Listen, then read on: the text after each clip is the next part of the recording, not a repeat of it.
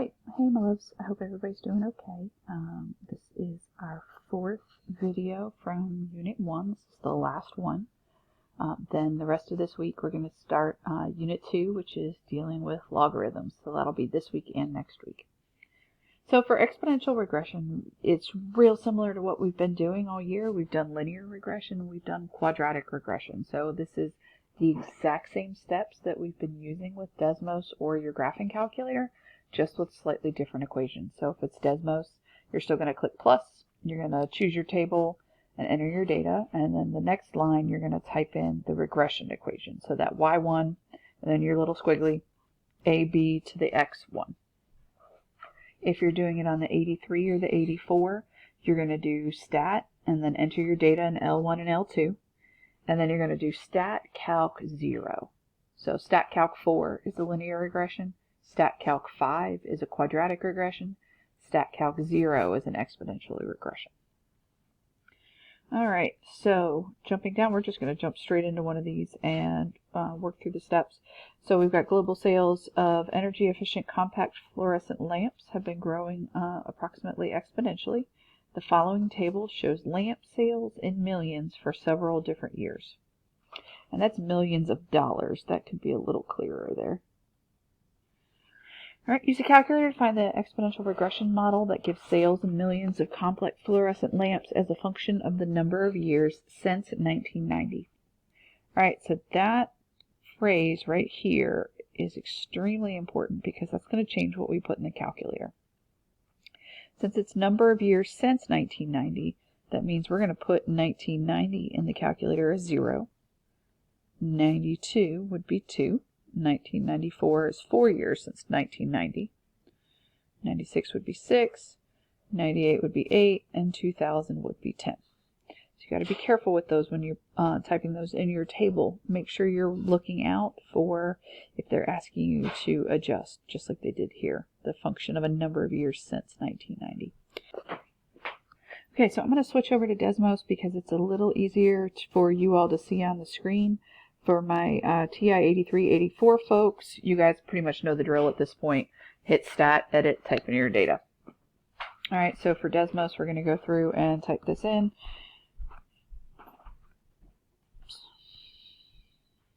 Get that back. Sorry, there we go. So edit. The nice thing is Desmos does tend to pick up on a pattern really quickly. So you don't have to necessarily type everything in. The Y values, unfortunately, we still do.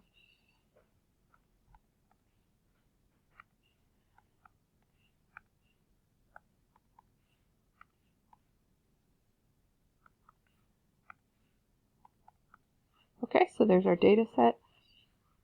Make that go away for a second. We can't see it right now, so remember if you click the zoom fit over here, your little magnifying glass, it'll adjust it. So if you look at your data points here, they're not straight. It is pretty close to linear, but if you look, there is a little bit of a curve in there. So that's why we're using an exponential growth model. Alright, so to type that in, we want to hit Y1, and then a little squiggly guy, A, B, and then it's X1. Remember, you got to use the subscripts, the Y1 and the X1, for you to be able to see it. So there's our equation. And there we go. So record that. You need at least 3 decimal places. If you want to go a little bit more, that's fine. If you want to write down everything that Desmos gives you, that's fine. It's up to you. So we've got y equals 102.356 times 1.179. Actually, that would round off if we're going 3 decimal places, so that would be 80. And then x is your exponent. So x is the number of years since 1999. I'm sorry, since 1990. And then y is sales in millions of dollars.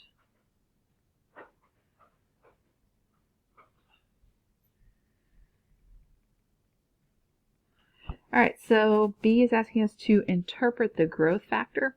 The growth factor is that part inside the parentheses, our B value. So it's bigger than 1. That's how we know it's a growth factor. And then inside our formula, if you remember, that was 1 plus R, was that piece in there. So if it's 1.18 and that equals 1 plus R, that means our R value has to be 0.18. And then if we take that into a percent, and so what I'm doing here is I'm just undoing all those steps we learned last week in writing our equations. That's going to be 18%. So that's the growth rate for these sales for compact fluorescent lamps.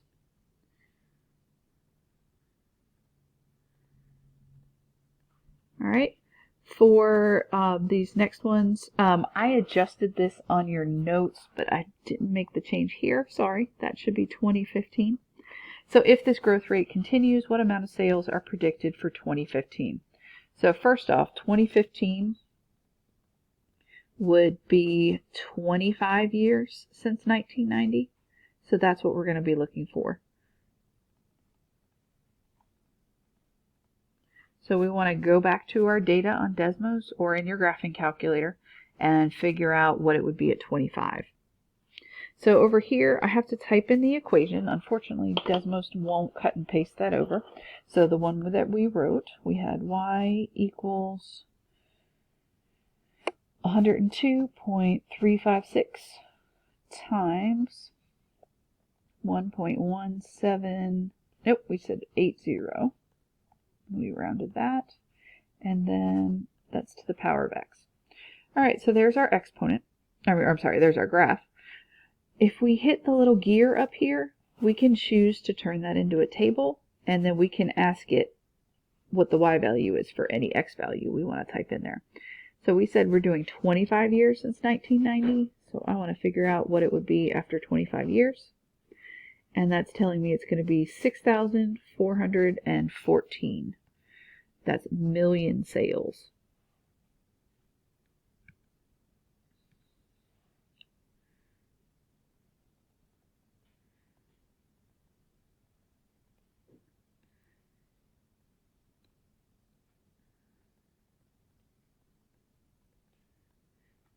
All right, so if that's million, that's 6,000 million. 6,000 million is the same as a billion. So what we're actually looking at here is 6.1415 billion dollars. The reason why I write it like that is because we're looking at letter D. It says using this model, predict when sales will reach 10 billion. So what we're actually looking for is 10,000 when we type that in. So coming back over here to Desmos, I'm going to give it a y equals equation and let it do the work for us. At least I will if I can type correctly. All right, so that's what I'm looking for. I want to find out when y is 10,000. If you look at my graph, we're at 5,000. I'm sorry, 500. So we need to zoom out a fair bit. I'm pinching and zooming. You can also use the plus or minus over on the side. All right, and so what we're looking for is we are looking for that point right there where they intersect. If we can get there, and sometimes we got to zoom in a little bit so we can see that.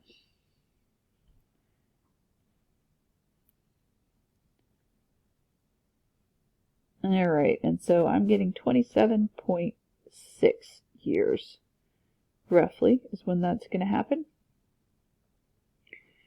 And so what we need to do is work backwards to figure out what that would be. So if it's 27.6,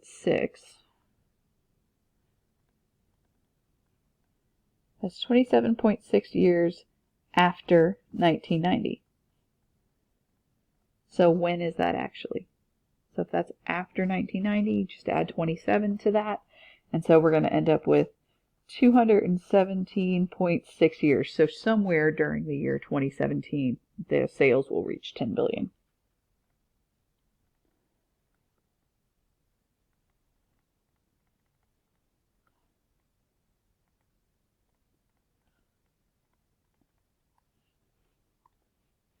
All right. Second example, we're dealing with the temperature of a glass of water after it's put in the freezer. So it's 80 degrees Celsius when we put it in the freezer, which is awfully warm. All you chemistry folks should be able to go through and convert that. And then we're saying after 10 minutes, it's dropped all the way down to 27.5 degrees Celsius. So first question it's asking us is determine if the data would be best represented by a linear function or an exponential function. All right, so we'll look at both of these in a second. But before we do that, I want to double check, just like in the last problem, they said use the model for a function of number of years since 1990. You want to check for that kind of wording if you see that anywhere in the problem, so you need to adjust your table. In this case, we don't have that wording. We're good to go. We can go ahead and go straight to Desmos. So I'm going to clear out all the old stuff, and I'm going to tap the house, because that'll bring me back to the normal starting window. All right, so I'm going to add a table. So it goes up by 2 each time. Desmos will pick up on that for us. All right, so we're at 80 to start, 64.3, 52.7, 42.6, 34.4, and 27.5. Proofread, double check because it's easy to mess that up. And then hit your magnifying glass to take a look. All right, so the first question was asking us, is this exponential or is it linear? So I can kind of see a curve there, but let's say you were rushing and you didn't see that. What you can do is test it out. So when we were doing linear regressions, it was y1 and then ax1 plus b. All right, so there's our linear regression. Okay, so that's kind of going through some of the points. Not great, but going through some of them. All right, then for the second one for a regression, this is the one we just learned, y1 and then ab to x1.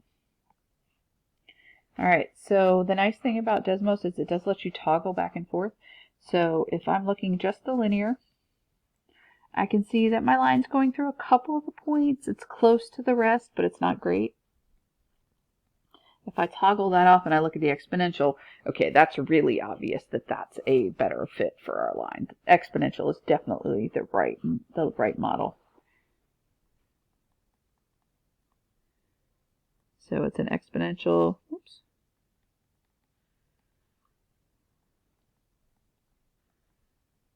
Fits the data would be the correct term.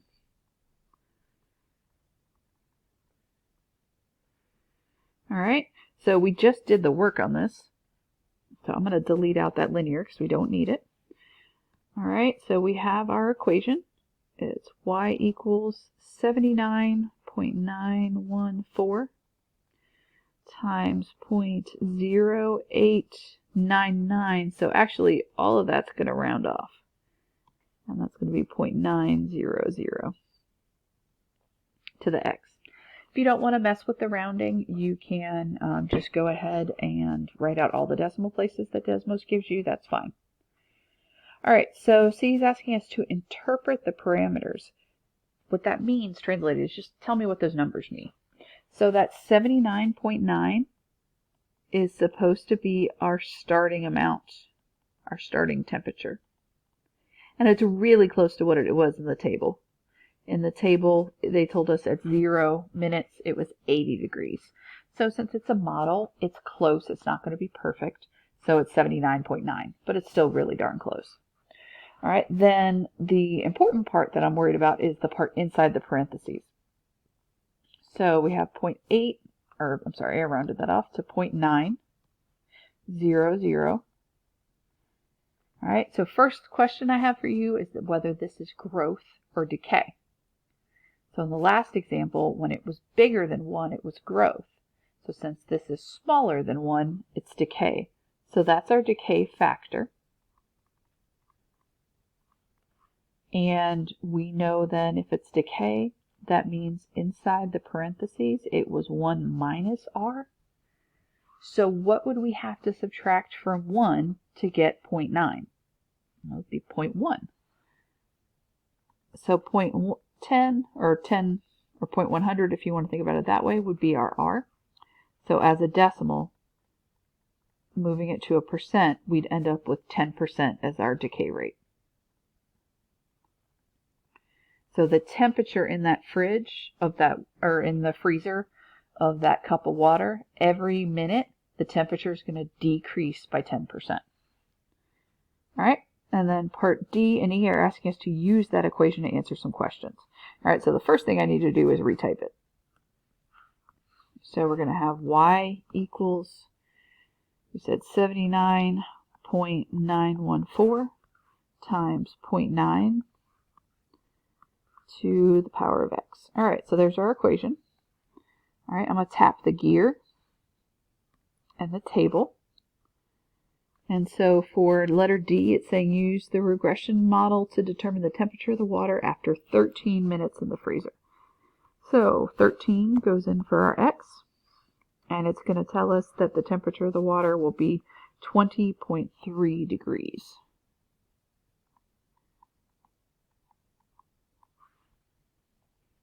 All right, and then for part E, it's asking us the opposite question. Use the regression model to determine the number of minutes it takes for the water to reach 1 degree Celsius. All right, so I'm going to do y equals 1. And we're going to go take a look. So we're going to have to adjust this. 1 is my green line down here. And I'm just going to scroll till we get there. So you can see the black line is decreasing and coming close to the green one. And they look to be overlapping somewhere in here. So I'm just pinching and zooming until I can find where they overlap, where they exactly cross. And to me, it looks like it's somewhere in this ballpark right here. So I would say somewhere in the 41.5 range would work for me. Doesn't have to be perfectly exact because it's going to be really hard to see that. So translating that question for a second, what it's saying is 1 degree Celsius is just 1 degree above freezing. So it takes about 41 minutes, almost 42 minutes for the water to cool all the way down to 1 degree Celsius. All right, so those are all the things that I would ask you to do with a exponential regression. I might ask you to decide, is it exponential or is it linear? And so that forces you to draw back on your linear regression memory from last semester, the y1 squiggly mx1 plus b. I might ask you to find the regression equation, where I give you a set of points. I give you your data table and ask you to come up with an equation that matches it. I could ask you to use that equation with an x value to find a y, or I could ask you to use that equation with a y value to find an x. So all of those are fair game for exponential regression. But all of that is familiar because we've done that for linear regressions and we've done that for quadratic regressions. So hopefully this one will kind of click along for you. The only thing you really need to know is the new equation. All right, so that's it on these notes. I'm going to put up a reminder for you guys for the practice problems, and then there'll be a little mini quiz, and then that's it. So I hope you guys are hanging in there and doing okay. If you need anything, please reach out. Office hours this week are on Thursday at 3. And I will talk to you all later. Be good.